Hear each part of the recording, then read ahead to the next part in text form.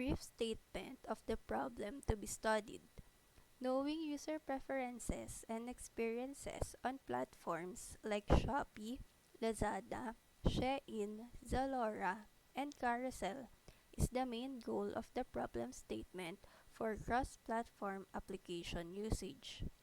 The challenge of understanding complex user behaviors, preferences, and satisfaction measurements within the diverse features, interfaces, and services offered by this platform is discussed.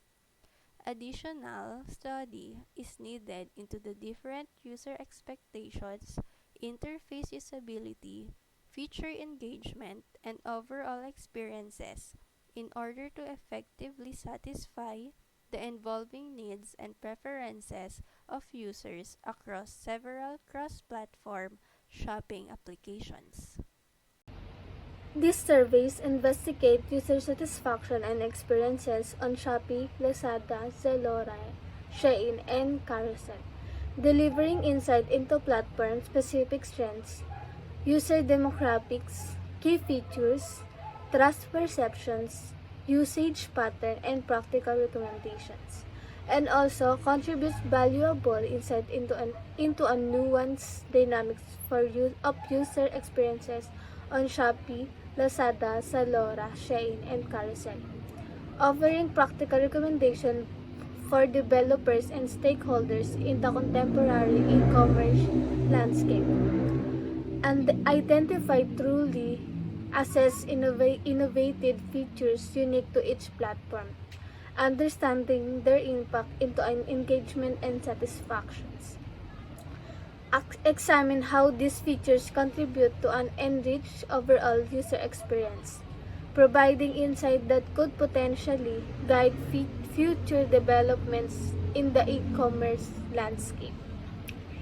By presenting a detailed, nuanced examination of these phases, this survey aims to not only enhance our understanding of the current state of e-commerce, but also to offer actionable recommendations that can provide invaluable developers and stakeholders navigating an ever-evolving dynamics of the contemporary e-commerce ecosystem.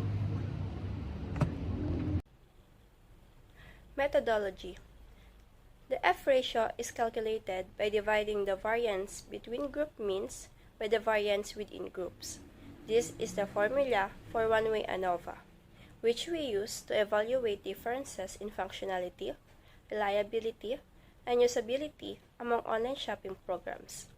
By using statistical calculations, we were able to ascertain if Shopee, Lazada, Shein, Zalora, and Carousel's assessed feature differed statistically significantly from one another.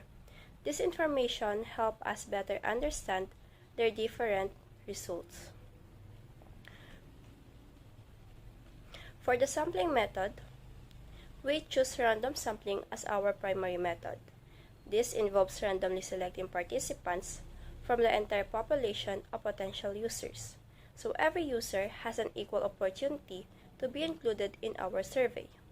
One of the significant advantages of random sampling is that it helps minimize bias in our results.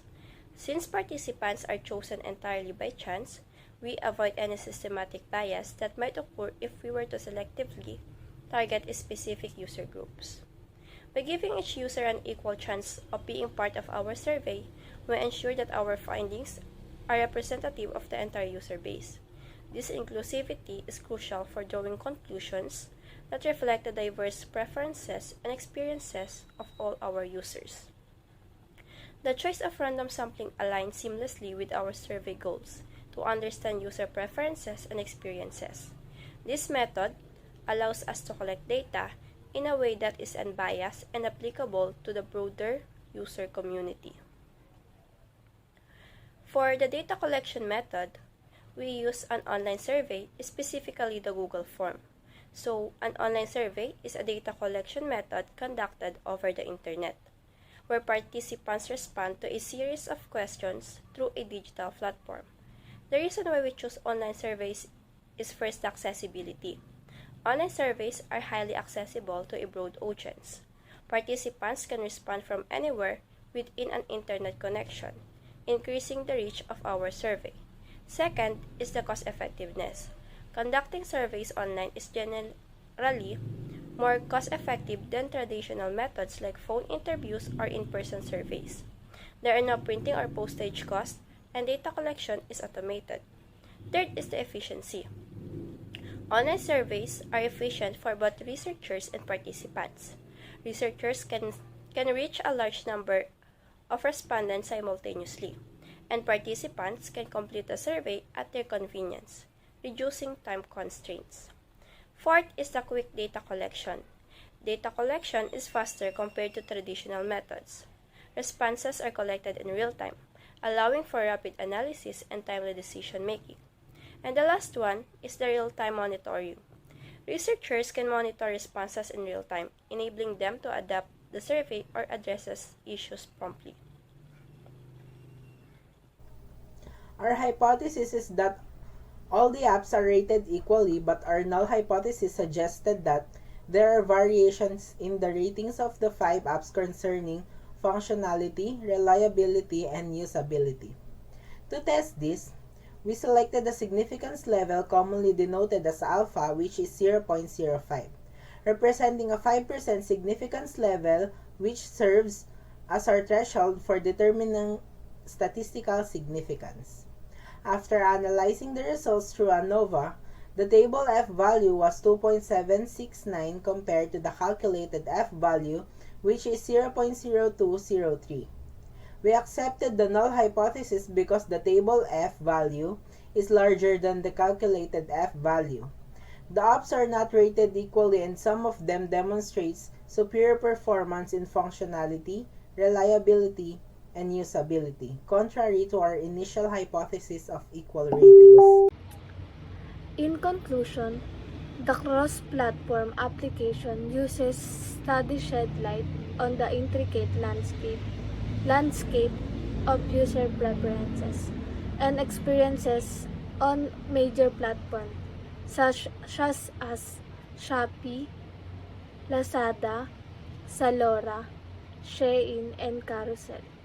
The research addresses the complexities and interpreting user behaviors, preferences, and satisfaction metrics across diverse features and interfaces. To adapt to changing user requirements, further exploration into unique expectation, interface usability, feature engagement, and overall experience is deemed necessary. The paper not only offers valuable insight into user dynamics, but also provides actionable recommendation for improving cross-platform shopping experience. Utilizing random sampling ensures a fair representation of user perspectives in the survey. The data, gathered through an online survey, was analyzed using mean and ANOVA formulas.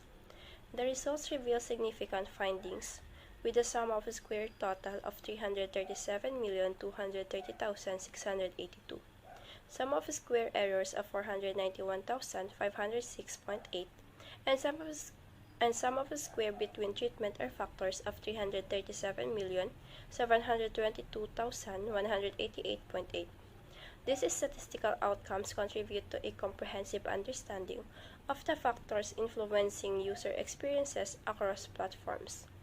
Overall, the study provides a foundation of refining cross-platform application to better align with user expectation and preferences.